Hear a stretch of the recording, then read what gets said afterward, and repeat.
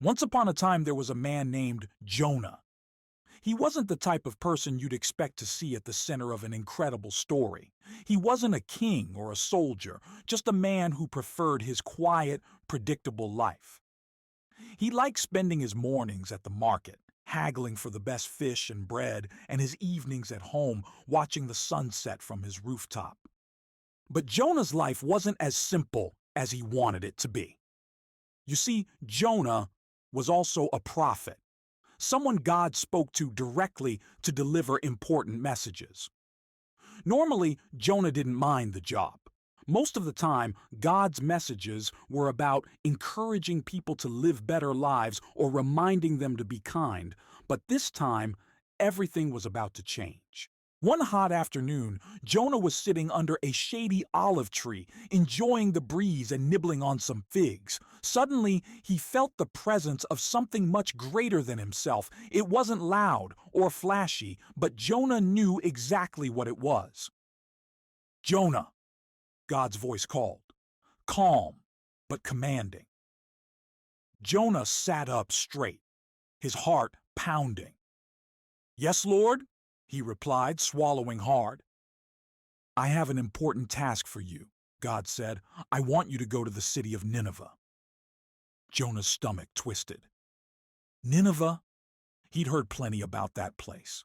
It was huge, noisy, and full of people who didn't follow God's ways. They were known for their cruelty and wickedness. To Jonah, it sounded like the last place anyone would want to visit. "They have turned away from me," God continued. "Their sin has grown too great. I want you to warn them. Tell them to change their ways, or I will destroy their city." Jonah's eyes widened. He couldn't believe what he was hearing. God wanted him, a simple man from a small town, to go to a massive, dangerous city and tell its people to change their ways. They wouldn't listen. Worse, they might get angry enough to hurt him. "Why me?" Jonah thought to himself. But he didn't say it aloud. Instead, he simply nodded. "Yes, Lord," he said, though his voice wavered. As the day wore on, Jonah's nerves only grew worse. The more he thought about Nineveh, the more terrified he became. What if the people mocked him? What if they threw him in prison, or worse? He had heard stories about how brutal the Ninevites could be. By the time night fell, Jonah had made up his mind. He wasn't going to Nineveh. He couldn't. Instead, he would run. The next morning, before the sun had even risen, Jonah packed a small bag and slipped quietly out of town. He made his way to the nearest port city, Joppa, where ships came and went from all over the known world. If he could get far enough away, maybe God would forget about this whole Nineveh thing. Maybe someone else could take the job. When Jonah arrived at the bustling docks, he scanned the ships, looking for one heading in the opposite direction of Nineveh. His eyes landed on a sturdy-looking vessel bound for a place called Tarshish, a distant city far, far away. "That'll do," Jonah muttered to himself. He approached the ship's captain, a burly man with a booming laugh and a thick beard. "How much for a spot on your ship?"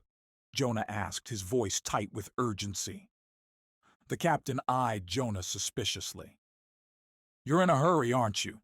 he said, rubbing his chin. "I just need to get away," Jonah replied, fumbling for his coin pouch. "Here, take it, all of it." The captain shrugged, pocketing the coins. "Fine. Find a spot below deck. We leave soon." As the ship set sail, Jonah breathed a sigh of relief.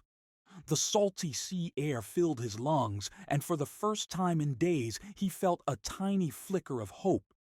Maybe he had outrun his responsibility. Maybe God wouldn't find him out here on the open water. Below deck, he found a quiet corner and stretched out, letting the gentle rocking of the ship lull him to sleep. But Jonah's peace didn't last long. That night, as the ship sailed farther from shore, a storm began to brew. At first it was just a whisper of wind and a few choppy waves. But within hours, the skies darkened and the sea roared with fury. The ship groaned under the weight of the waves, tossed like a toy boat in a child's bath. Above deck, the sailors shouted frantically, pulling ropes and adjusting sails, trying desperately to keep the ship from sinking. The captain bellowed orders, his booming voice nearly drowned out by the howling wind. Below deck, Jonah woke to the sound of chaos. Water was beginning to seep in through the wooden planks, and the ship creaked ominously. He stumbled to his feet, his heart pounding. He knew this wasn't just any storm, this was no coincidence. The sailors were terrified, shouting prayers to their gods, each begging for the storm to end. The captain spotted Jonah and stormed over, his face red with fury. "How can you sleep at a time like this?" he roared. "Get up! Pray to your God, whoever he is. Maybe he'll listen and save us." Jonah's stomach twisted in guilt. He knew exactly why the storm had come. It wasn't random. It wasn't bad luck. It was because of him. He had disobeyed God, and now everyone on the ship was in danger. As the storm raged on, the sailors decided to cast lots to find out who was responsible for their terrible luck. They gathered in a huddle, tossing small stones, each marked with a symbol. When the lot fell to Jonah, all eyes turned to him. The captain grabbed him by the shoulder, shaking him. "What have you done?" he demanded. "Who are you? Where are you from? What God do you serve?" Jonah hung his head, shame washing over him like the rain pouring from the sky. "I am a Hebrew," he said quietly, "and I serve the Lord, the God of heaven, who made the sea and the land. This storm, it's my fault. I ran from him." The sailors' eyes widened in horror. "What should we do to stop this?" they cried. Jonah took a deep breath, his voice steady despite the fear in his heart. "Throw me into the sea," he said. "It's the only way. The storm will stop if you do." The sailors hesitated. They didn't want to be responsible for Jonah's death. But the storm only grew worse, the waves rising higher and higher. Finally, with heavy hearts, they grabbed Jonah and carried him to the edge of the ship. "Forgive us!" they shouted to the heavens as they hurled Jonah into the raging sea. The moment Jonah hit the water, the storm stopped. The sea grew calm, the wind died down, and the ship steadied. The sailors stared in awe, whispering prayers to Jonah's God. But Jonah wasn't there to see it. As the waters closed over his head, he sank deeper and deeper, the light above growing dimmer. And then, out of the darkness, something enormous approached, a shadow that blotted out everything around him. Jonah sank into the cold, dark water, his arms flailing as he tried to reach the surface. But the weight of the waves pressed him downward, deeper into the blackness. The salty water burned his eyes and filled his lungs as panic gripped him. His chest felt like it would explode. This was it, he thought. This was how it would all end. Then out of the corner of his eye, Jonah saw something, an enormous shadow moving through the water. It was massive, larger than anything he had ever seen before. Its shape was unclear in the murky depths, but it moved with terrifying speed. Jonah barely had time to process what was happening before the creature lunged toward him. Its mouth opened wide, revealing rows of slick, glistening teeth.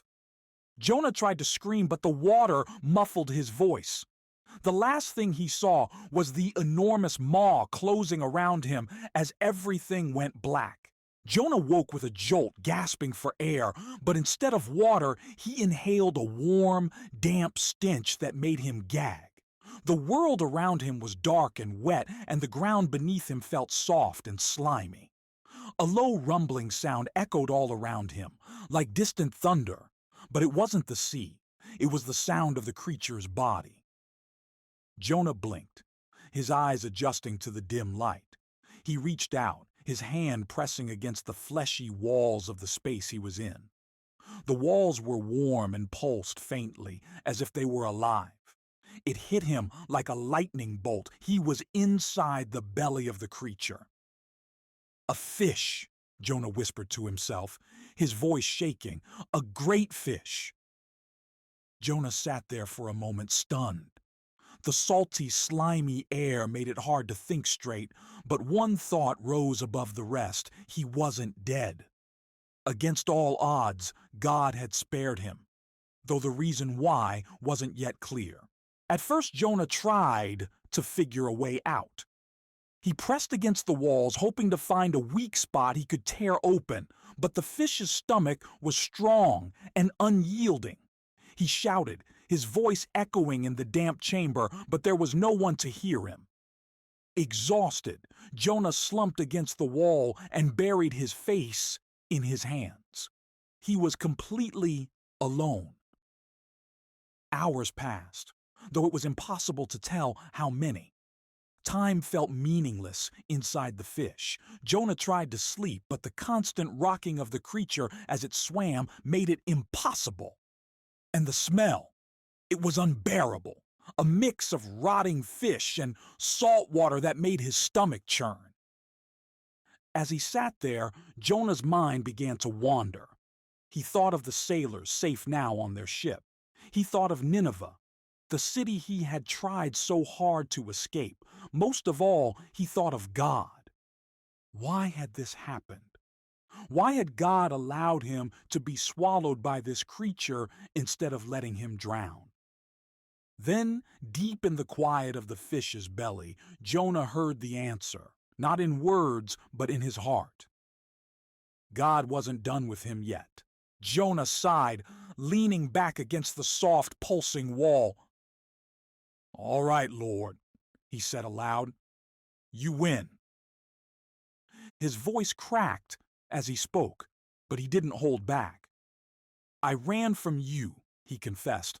"I thought I could hide, but there's no hiding from you. I was afraid of Nineveh, afraid of your plan. I didn't want to go where you sent me." Jonah paused, his hands trembling. "But here I am," he continued. "I'm in the belly of a fish, completely powerless. If you wanted to, you could let this creature swallow me whole and I'd be gone. But you didn't. You saved me, and I think I know why." His voice grew steadier now, filled with a sense of purpose he hadn't felt before. "You're giving me another chance, aren't you? You could have let me die, but you're showing me mercy, just like you want to show mercy to Nineveh." Jonah bowed his head, his words coming in a rush. "Lord, I'm sorry. I'll do what you've asked. I'll go to Nineveh. I'll deliver your message. I'll stop running." The moment Jonah finished his prayer, something strange began to happen. The fish's stomach churned violently, throwing Jonah to the ground. He held on to the slick, slimy walls as the fish twisted and turned, its body lurching as if it were sick. "What now?" Jonah shouted, clinging for dear life as the fish thrashed in the water.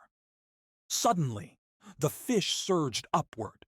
Jonah felt the pressure in his ears as they rose rapidly toward the surface. And then, with a final forceful heave, the fish spat Jonah out. He tumbled head over heels, landing with a hard splash in the shallow water. Coughing and sputtering, Jonah crawled onto the shore, his body aching and his clothes drenched. He collapsed onto the sand, breathing heavily as the waves lapped gently at his feet. For a moment he lay there, staring up at the sky. The storm was gone, replaced by clear blue skies and a warm sun. Jonah sat up slowly, brushing the sand off his arms. In the distance, he could see the silhouette of a city. His heart sank as he realized where he was. Nineveh. Jonah stood on the shore, the outline of Nineveh looming in the distance. The sight of it sent a chill down his spine. Even from far away, the city looked enormous. its towering walls stretching high into the sky. The bustling sounds of the city faintly reached his ears, the clang of metal, the hum of voices, the steady rhythm of a life Jonah had hoped to avoid. He knew what awaited him there, a city full of people who didn't know God, people who were cruel, dangerous, and proud, the very people he had tried to escape. Jonah took a deep breath and muttered under his breath, "You spared me, Lord. I said I would go, and here I am, but I don't have to like it." The journey to the city gates took hours. The sun beat down mercilessly as Jonah trudged along the dusty road, his clothes still damp and crusted with salt from the fish's belly. His body ached with every step, but he pressed on. He knew he had a message to deliver, even if the thought of it made his stomach churn. As he neared the gates, Jonah's pace slowed. The walls of Nineveh were even more imposing up close, rising high into the sky like they were meant to keep people like him out. Guards patrolled the top, their weapons gleaming in the sunlight. Merchants, travelers, and animals crowded the gates, creating a chaotic scene as people tried to enter and leave the city. Jonah hesitated, standing just outside the throng of people. What was he supposed to do? March into the city and start shouting about destruction? How would these people react? Would they even listen? He thought about turning around, about running away again. But the memory of the fish's belly was fresh in his mind.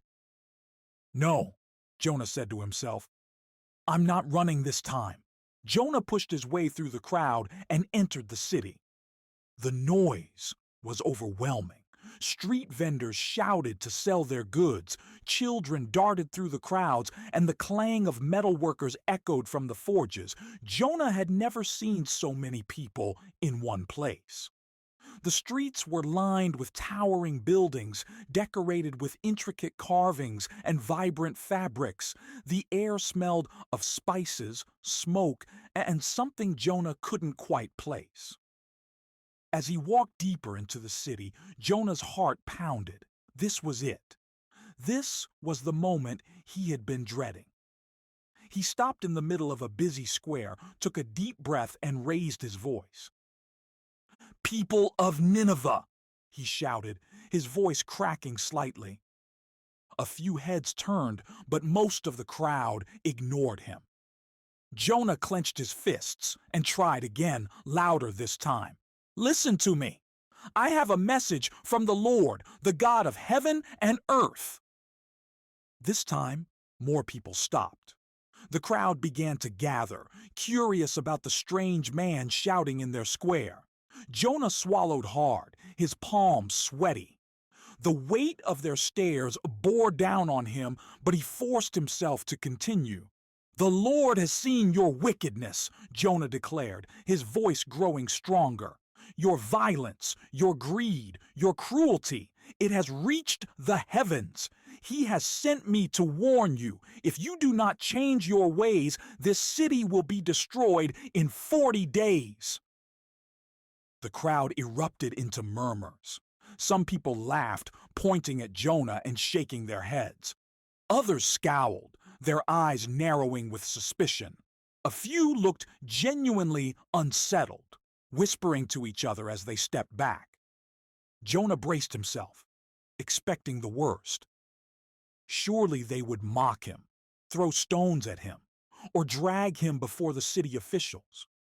But to his surprise, none of that happened.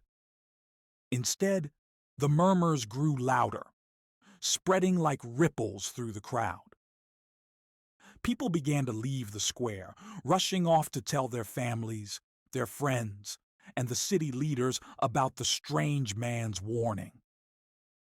Jonah wandered the streets, repeating his message in every corner of the city. 40 days, he shouted. In 40 days, Nineveh will be destroyed unless you turn from your wickedness. The reaction was the same wherever he went. Some people scoffed, others listened, and many ran to spread the news. Jonah's voice grew hoarse, and his legs ached from walking, but he kept going. He didn't know if anyone was truly taking him seriously, but he was determined to deliver the message God had given him. By the end of the day, word had spread to every corner of Nineveh. People talked in hushed tones, their eyes wide with fear. The thought of their city being destroyed was terrifying, and many began to wonder if Jonah's words might be true. Could this strange man really be a prophet of the one true God? That evening, as Jonah rested on the outskirts of the city, something incredible began to happen. The people of Nineveh, from the richest merchants to the poorest beggars, began to repent.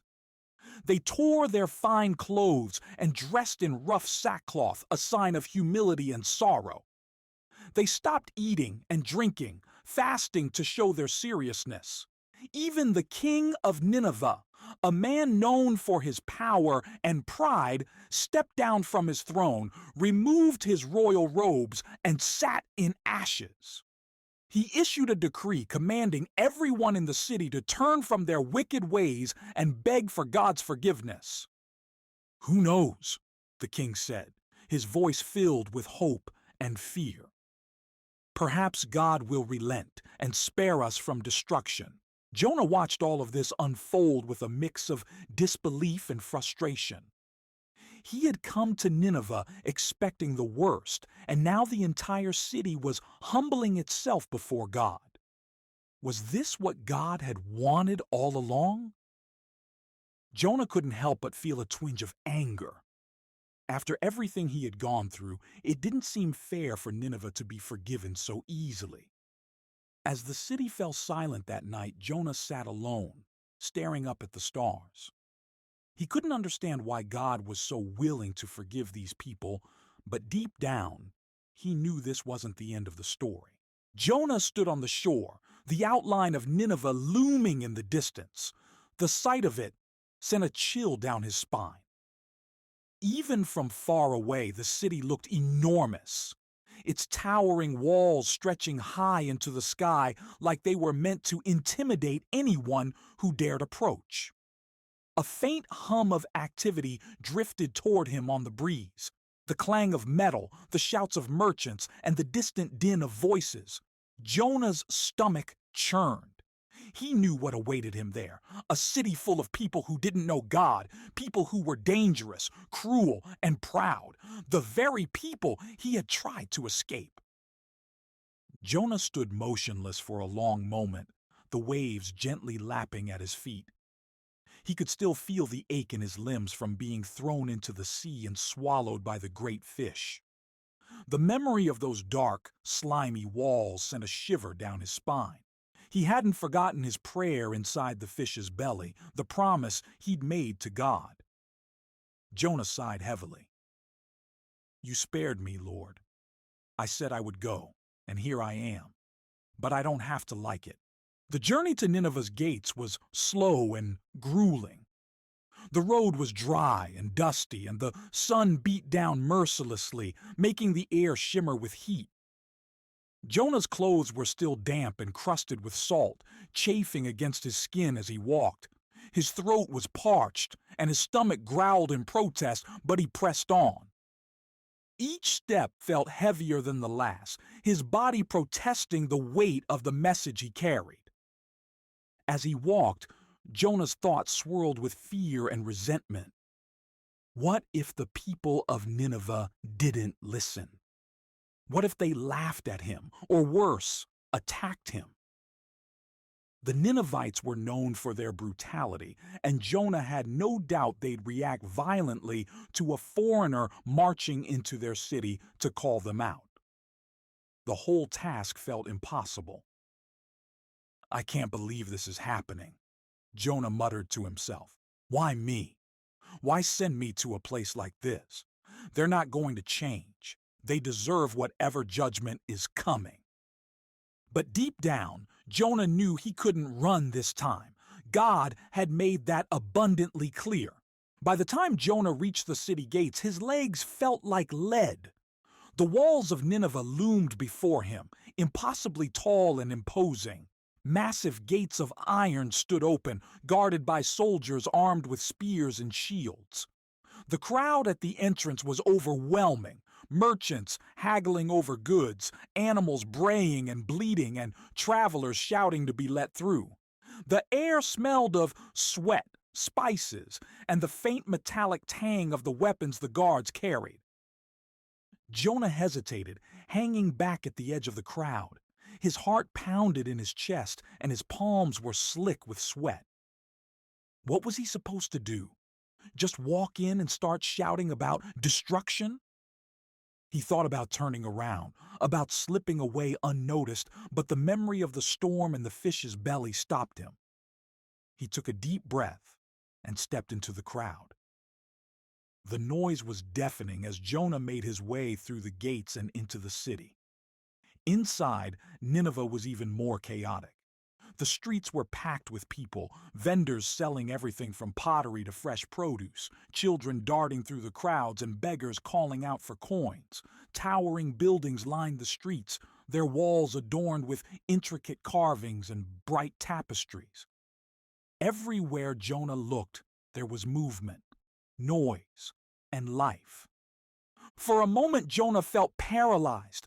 The task ahead of him seemed even more daunting now that he was in the heart of the city. How could one man deliver a message to a place this massive, this wild? But he knew he couldn't back down. He had made a promise to God, and he intended to keep it. Jonah stopped in the middle of a bustling square, his heart racing. He took a deep breath, gathered his courage, and raised his voice. "People of Nineveh," he shouted. His voice cracked slightly, but it was loud enough to turn a few heads. A handful of people stopped to look at him, their faces a mix of curiosity and confusion. Jonah swallowed hard and tried again, louder this time. "Listen to me. I have a message from the Lord, the God of heaven and earth." This time, more heads turned. A small crowd began to gather, murmuring among themselves. Jonah's palms were slick with sweat, but he forced himself to continue. "The Lord has seen your wickedness, your violence, your greed, your cruelty. It has reached the heavens. He has sent me to warn you. If you do not change your ways, this city will be destroyed in 40 days. The murmurs in the crowd grew louder. Some people laughed, pointing at Jonah and shaking their heads. "Who is this crazy man?" one of them said. "What does he know about us?" Others frowned, their expressions darkening with suspicion. "Who does he think he is?" someone muttered. "Coming into our city and insulting us?" But a few faces in the crowd showed something else: fear. They whispered to each other, their eyes wide as they listened to Jonah's words. Jonah braced himself, expecting the worst. Surely they would mock him, throw stones at him, or drag him before the city's officials, but to his surprise, none of that happened. Instead, the murmurs spread like ripples through the crowd, growing louder and more urgent. People began to leave the square, rushing off to tell their families, their friends, and the city leaders about the strange man's warning. Encouraged by this unexpected reaction, Jonah moved on to the next part of the city. He walked through the crowded streets, stopping in every marketplace, every alley, every gathering spot he could find. His voice grew hoarse from shouting, but he didn't stop.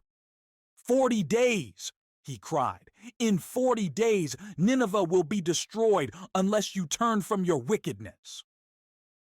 Everywhere he went, the reaction was the same. Some people laughed and dismissed him as a madman, but others listened. Fear began to ripple through the city as Jonah's message spread. Merchants paused their trading to whisper about the strange prophet. Mothers hushed their children, their faces pale with worry. Even the guards at the gates exchanged uneasy glances, unsure of what to make of the growing unrest. By the end of the day, Jonah was exhausted. He had spent hours walking through the city, delivering God's message to anyone who would listen. He collapsed on the outskirts of Nineveh, leaning against a tree for support. His throat was raw, and his feet throbbed from walking, but he couldn't deny the strange feeling of relief that washed over him. He had done what God had asked. The rest was out of his hands. As the sun set over the city, something incredible began to happen. Jonah watched from a distance as the people of Nineveh started to change. The bustling markets fell quiet as merchants closed their stalls. The streets emptied as families gathered in their homes, speaking in hushed tones about the prophet's warning. By the light of the setting sun, Jonah could see figures tearing their fine clothes and replacing them with rough sackcloth, a sign of humility and repentance. Even the king of Nineveh heard Jonah's message. He stepped down from his throne, removed his royal robes, and sat in ashes. He issued a decree to the entire city. Let everyone fast, no eating or drinking, not even for the animals. Let us turn from our wicked ways and cry out to God. Who knows? Perhaps he will relent and spare us from destruction. Jonah watched all of this unfold with a mix of disbelief and frustration. He had come to Nineveh expecting the worst, and now the entire city was humbling itself before God. He couldn't help but feel a twinge of anger. After everything he had gone through, it didn't seem fair for Nineveh to be forgiven so easily. As the city grew quiet that night, Jonah sat alone, staring up at the stars. "Why, Lord?" he muttered. "Why would you forgive them?" But deep down, Jonah knew the answer. God's mercy wasn't just for the righteous, it was for anyone willing to change. Still, Jonah couldn't shake the feeling that this wasn't the end of the story. Jonah sat outside the city of Nineveh, leaning against a tree on a hill that overlooked the massive walls. The once bustling city was eerily quiet now, its people deep in repentance. Jonah could still see the ashes scattered on the streets, the torn royal banners fluttering limply in the breeze. It was strange to see such a powerful, arrogant city humbled like this. Jonah should have been relieved, happy even, that his mission was successful. But instead, he felt a growing frustration, a sense of injustice that he couldn't shake. "Why, Lord?" Jonah muttered under his breath. "Why would you spare them? These people are cruel and wicked. They've hurt so many. And now, just because they put on sackcloth and say they're sorry, you're going to let them live? It's not fair." Jonah clenched his fists and stared at the ground, his anger bubbling to the surface. "I knew it," he said bitterly. "I knew you would do this. That's why I ran in the first place. You're too merciful, too forgiving. You always give people second chances, even when they don't deserve it." The memory of his time in the fish's belly flashed through his mind, but Jonah quickly pushed it aside. "That's different," he muttered, though even he didn't fully believe it. The day dragged on, and Jonah's frustration only grew. The sun climbed higher in the sky, beating down mercilessly. The air was stifling, and Jonah's throat felt dry and scratchy. He stood and wandered a little farther from the city, looking for a place to rest. Eventually, he found a spot where a small plant had grown, its broad leaves providing a patch of shade. Jonah sat down under it, leaning back against its sturdy stem. The relief was immediate, and Jonah let out a sigh. "Thank you for this, at least," he muttered, though his tone lacked enthusiasm. The shade gave Jonah some comfort, and as he rested, he began to calm down. His thoughts wandered to the people of Nineveh. He had seen them tearing their clothes, fasting and weeping in the streets. Even the king had humbled himself, sitting in ashes like a commoner. Could they really change? Could a city as wicked as Nineveh truly turn toward God? Jonah wasn't sure, but part of him, deep down, buried under his frustration, wondered if that was the point. If God could forgive Nineveh, then maybe there was hope for anyone.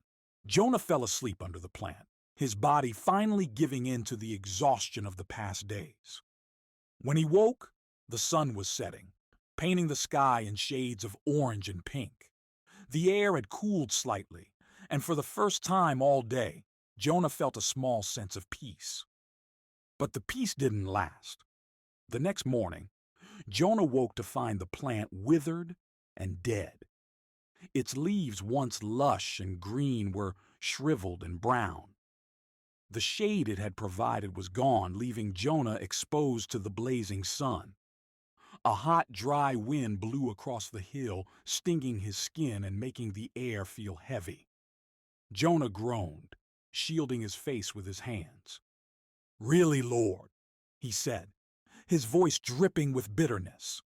"First, you spare Nineveh, and now you take away the only thing that made me feel halfway decent out here? Why are you doing this to me?" The sun beat down relentlessly, and Jonah's anger boiled over. "If this is how it's going to be, just kill me now," he shouted. "I'd rather die than watch this city go unpunished." Then, in the stillness of the scorching day, Jonah heard God's voice. It wasn't loud or angry, it was calm, almost gentle.